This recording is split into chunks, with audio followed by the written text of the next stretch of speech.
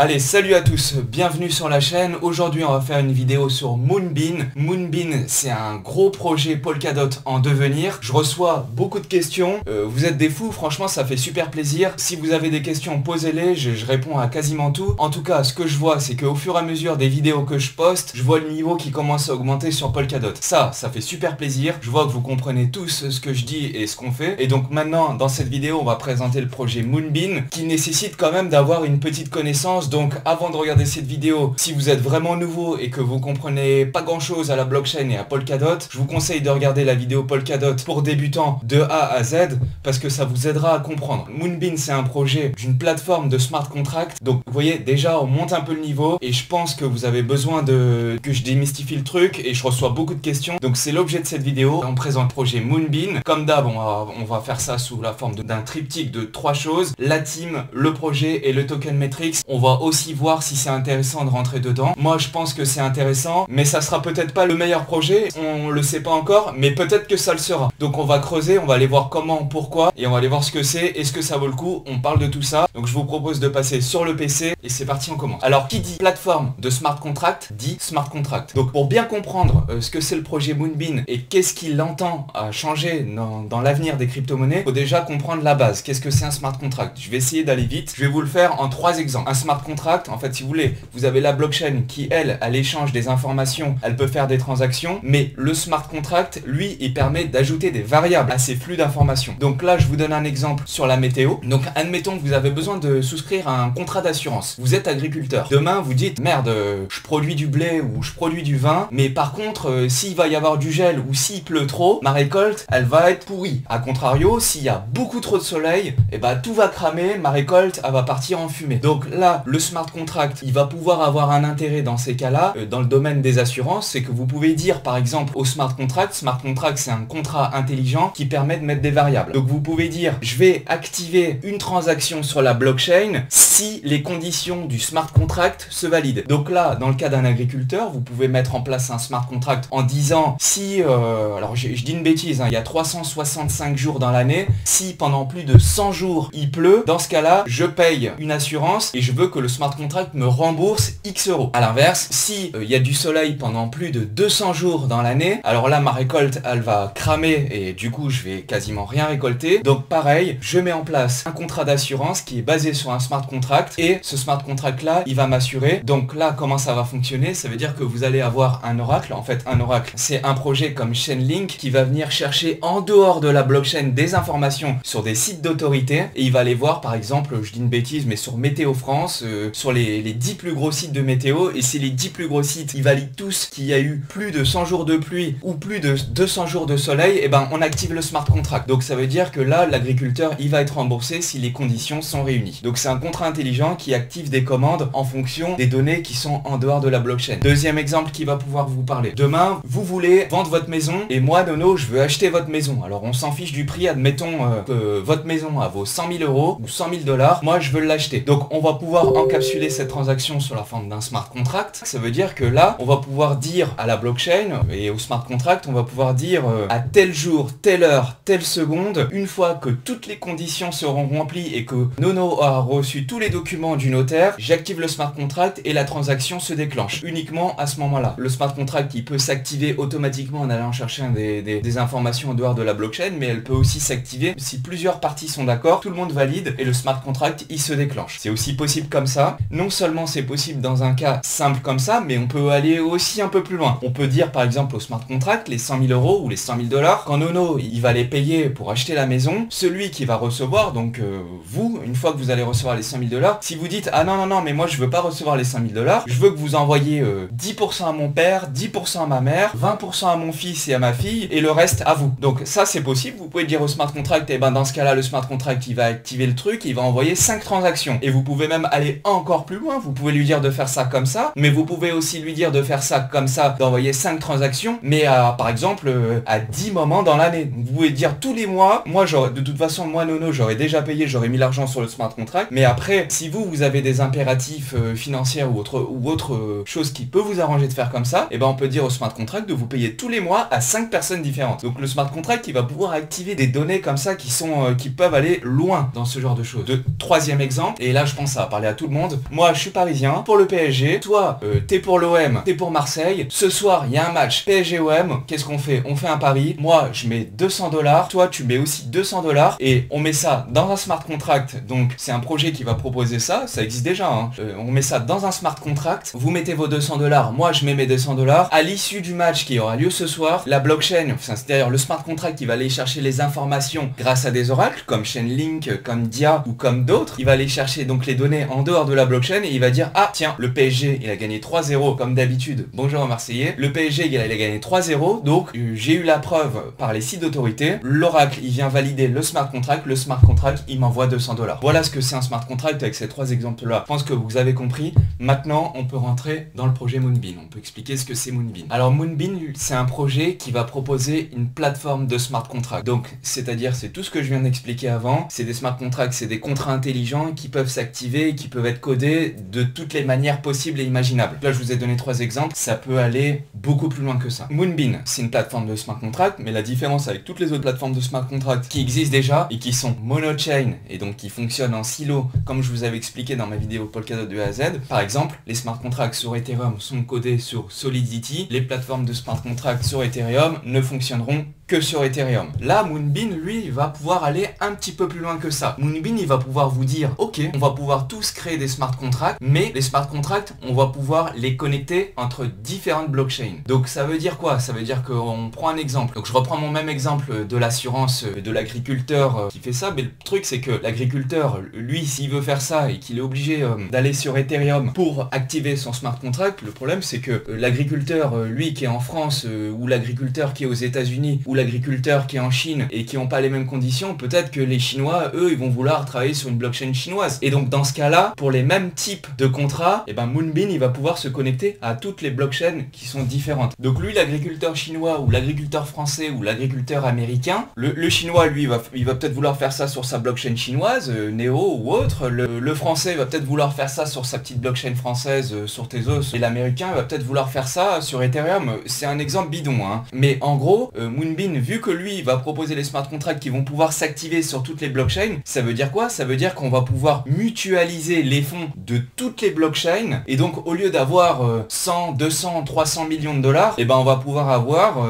2 milliards, 3 milliards, 4 milliards de dollars qui sont comme un gros fonds pour les agriculteurs et comme ça va sécuriser non seulement le réseau mais ça va aussi fiabiliser et donner de la confiance à tous ceux qui veulent utiliser ces plateformes là. Donc ça va pouvoir créer un lien comme ça. Alors au début, et c'est pour ça que vous voyez ce schéma là à l'écran, au début il va d'abord faire ça entre Polkadot et Ethereum. Donc il va pouvoir être multi-chain et donc on va pouvoir avoir des systèmes qui sont beaucoup plus globalisés. On va pouvoir travailler sur plusieurs blockchains différentes et on va pouvoir augmenter le cercle des possibilités avec ce genre de plateforme. Donc là c'est le cas entre Polkadot et Ethereum. Le deuxième point, c'est qu'aujourd'hui, les plateformes de smart contract sur Ethereum, c'est une blockchain qui est extrêmement engorgée. Et donc, du coup, pour activer des smart contracts, ça peut vite coûter très cher. Donc, ça peut coûter aujourd'hui, au moment où je fais la vidéo, on est le 12 mars, on est au début 2021. Pour activer une commande sur Ethereum, franchement, ça peut coûter 20, 30, 40, 60, 200 $ des fois. Donc là, les coûts d'utilisation, ils sont beaucoup trop importants. Donc là, avec ce type de solution, comme Moonbeam qui vont pouvoir relier différentes blockchains, c'est-à-dire que vous allez pouvoir utiliser un smart contract qui coûte cher et le faire devenir beaucoup moins cher. Donc Moonbeam, lui, il va pouvoir faire ça, il va pouvoir créer un lien entre différentes blockchains, donc ça c'est le premier point, mais il va aussi pouvoir permettre aux développeurs qui sont déjà sur Ethereum et qui ont déjà commencé à coder et qui ont déjà leur projet qui fonctionne, de migrer petit à petit, mais sans changer le code. Ça veut dire qu'ils vont fluidifier tout ça. En gros, ils vont mettre de l'huile dans l'engrenage pour que tout ça devienne plus fluide, pour que ça fonctionne plus vite, pour qu'on puisse avoir des utilisations beaucoup plus grandes et en permettant aux développeurs de faire ça facilement. Donc c'est ça qui est intéressant avec Moonbeam. Alors il n'y aura pas que Moonbeam, il y a d'autres projets qui font ça, on va en parler un peu plus tard dans la vidéo. Mais Moonbeam, voilà, le cœur du projet, ça va être ça. Bon voilà, je dégrossis le truc exprès facilement et je rentre pas trop dans le détail parce que si je parle de la Ethereum Virtual Machine, de Solidity, des programmes de smart contract, du Rust, etc.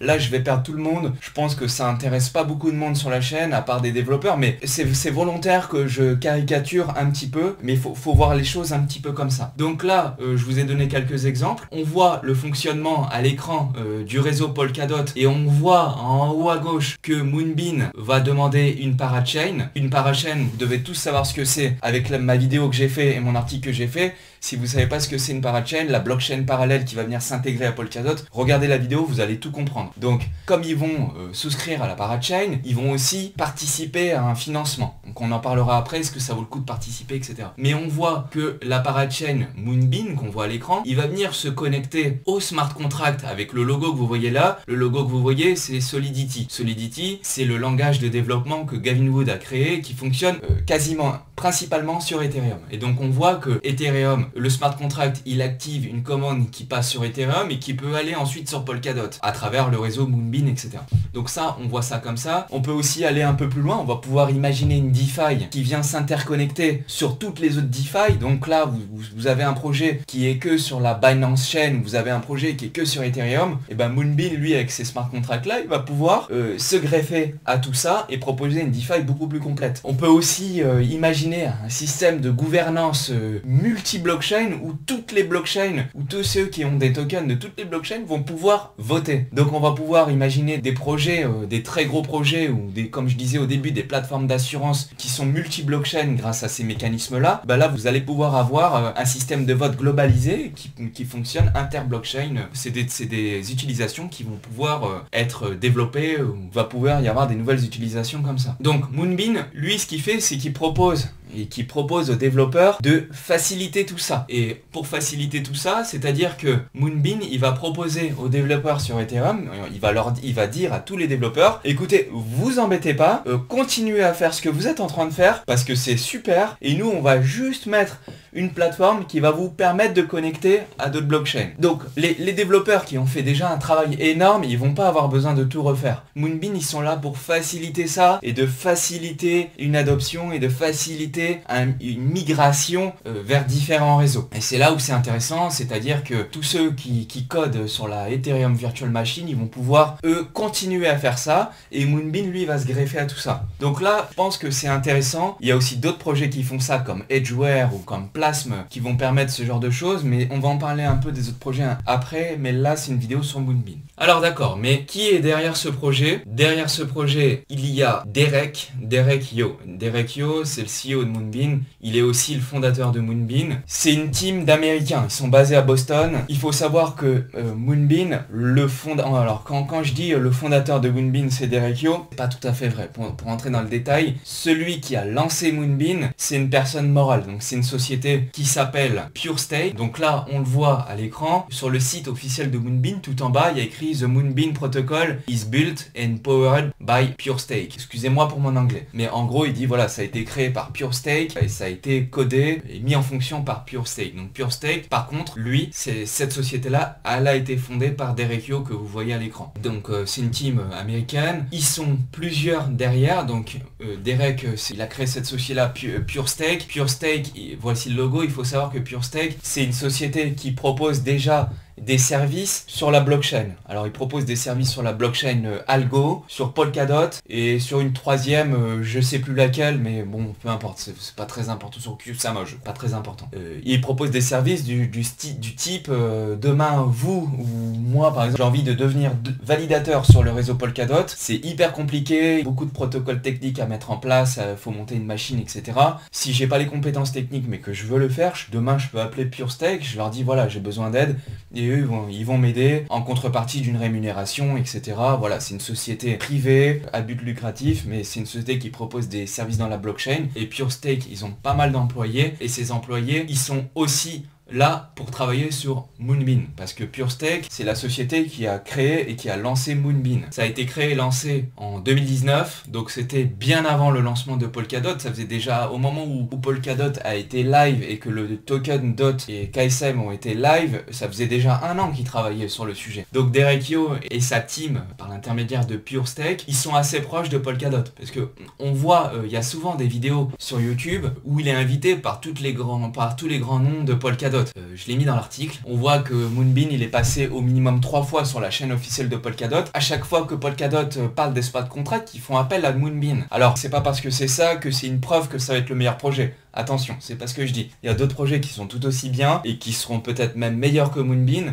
Ce que je dis là, ça prouve rien. Par contre, on voit que Moonbeam, à chaque fois qu'il y a une présentation officielle sur Polkadot, c'est Moonbeam qui est invité et Derek qui passe sur tous les événements de Polkadot et tout ça. Donc c'est pour ça que ça mérite qu'on s'y intéresse aussi. Donc la team, du coup, elle est solide, il est assez proche de Polkadot puisqu'il est là depuis le début, il a pas mal d'employés et il propose des services aussi depuis le début, c'est aussi pour ça qu'ils le mettent un petit peu en avant. Donc voilà, c'est une team américaine qui sont tout à fait, je pense, sérieux. J'ai un peu regardé le parcours de Derek, c'est un multi-entrepreneur qui a créé des sociétés comme Fuse où ils sont montés jusqu'à 700 personnes, 700 employés, donc franchement, la team, elle me paraît tout à fait solide. Donc voilà, on a vu le projet, on a vu la team, maintenant on va aller un peu plus loin et on va parler de la token économie et du token metrics. Donc ça, là, on va se demander maintenant, est-ce que ça vaut le coup d'acheter, pourquoi, comment ça va fonctionner et tout ça. Alors Moonbeam, ils vont créer 2 tokens, 2 jetons. Il y aura d'un côté le Glimmer et de l'autre côté, il y aura le River ou River, vous direz comme vous voudrez.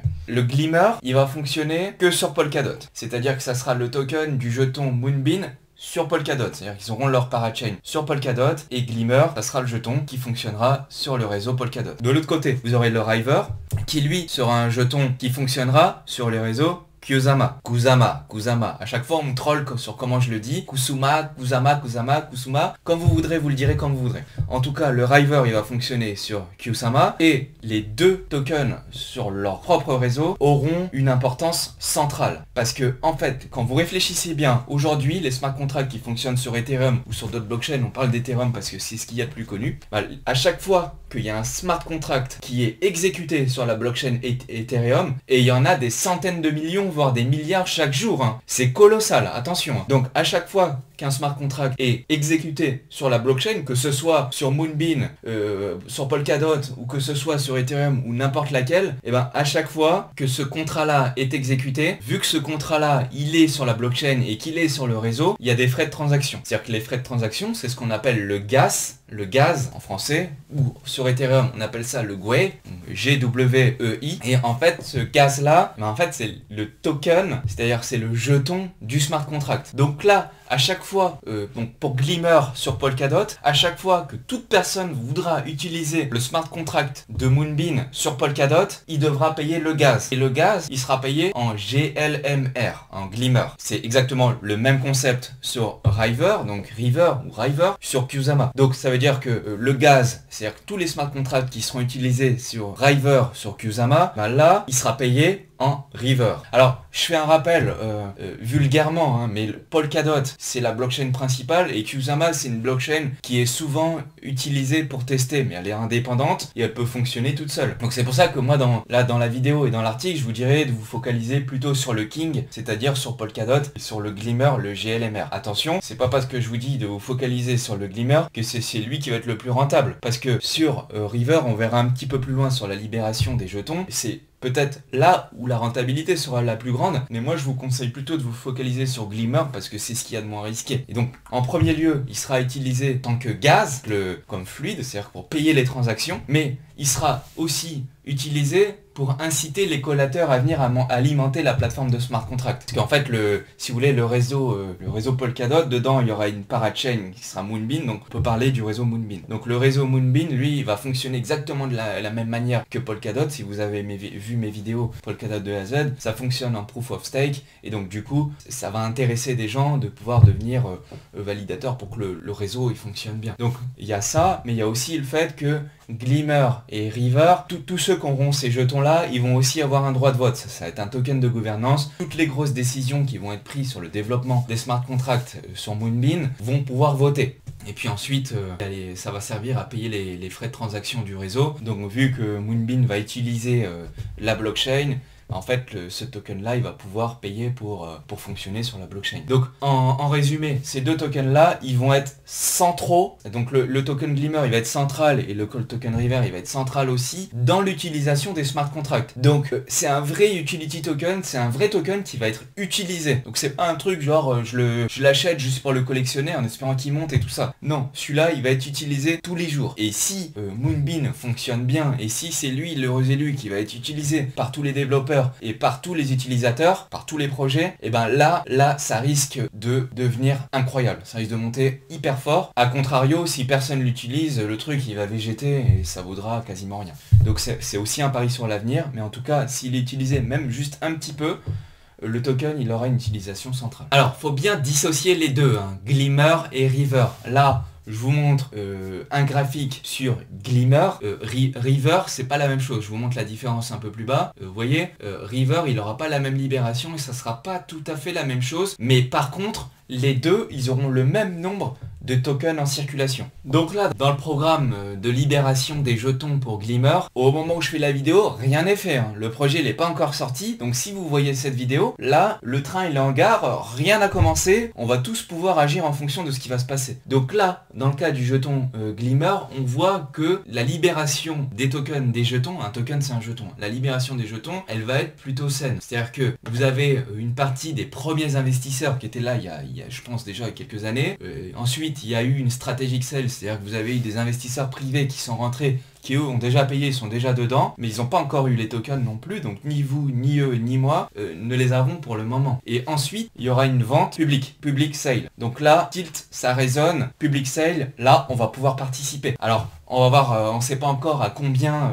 ça va être mis en vente, etc. Mais si on sait déjà qu'il y en a 10 millions en circulation, 10 millions, c'est pas beaucoup. 10 millions, si vous avez 10 millions de market cap, c'est des tout petits projets hein, sur la blockchain. Ça fait déjà 1 euro le jeton. Donc si après le projet il vient à 100 millions de market cap, le projet il est plus à 1 dollar, il devient à 10 dollars. Par contre, si après le market cap il augmente et tout le monde va en acheter, il y aura toujours 10 millions en circulation, mais s'il y a 1 milliard de dollars de gens qui ont investi sur le Glimmer, et ben ça emmène tout de suite le token à 100 dollars. Donc ça peut vite faire un x100, hein. Ça peut être ultra rapide, mais bon, attention, je dis pas que ça va faire un x100, j'en sais rien en vrai.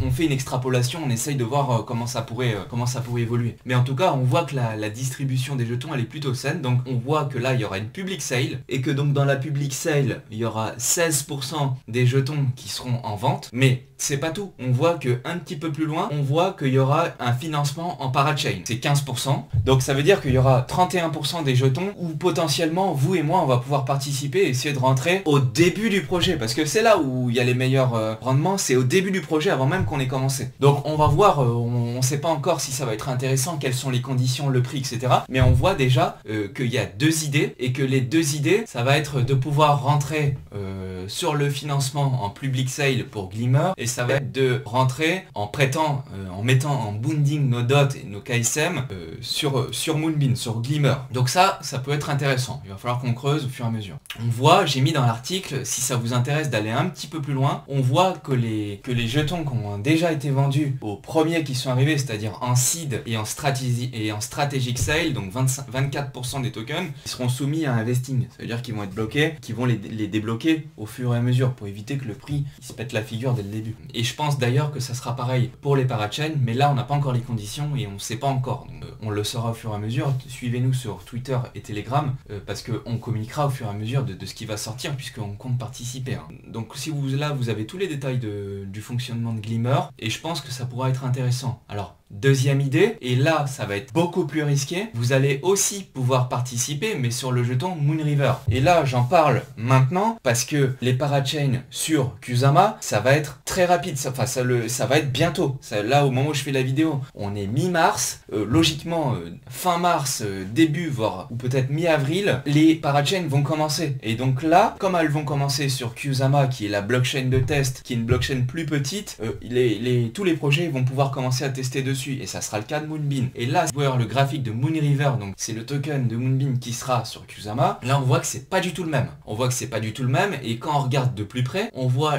que 60%, donc c'est plus de la moitié des jetons qui seront distribués pendant la parachain. Et ça, c'est ouf. Ça veut dire que si on regarde bien, à part la parachain, donc les 60% plus la parachain funding, les 10% plus la parachain réserve qui se trouve là, en gros, vous aurez déjà presque les 3/4 des jetons qui seront bloqués pour la parachain. On voit que là, il n'y aura aucune vente. Le jeton Moonriver, il a été vendu à 0 personne. Donc personne n'en a. Et là c'est un lancement qui est fair. Quand je dis fair, c'est un lancement qui est juste. C'est-à-dire qu'on va pouvoir avoir tous la même chance d'avoir du Kusama et tous au même prix. C'est pour ça que c'est intéressant de pouvoir aussi d'avoir du Moonriver sur Kusama, et c'est aussi pour ça que c'est intéressant d'avoir du Kusama. Donc j'espère que vous en avez acheté il y a un moment, parce que il risque le Kusama de monter fort à cause de, ou grâce à ce mécanisme de parachain. Donc là, le lancement il va être fair, et je pense que ça peut être un bon plan, parce que personne n'aura un autre moyen que de l'avoir qu'en mettant en bonding des KSM. Donc c'est pour ça que dans mon article, je vous ai mis la première idée, ça sera d'essayer de rentrer sur Moonriver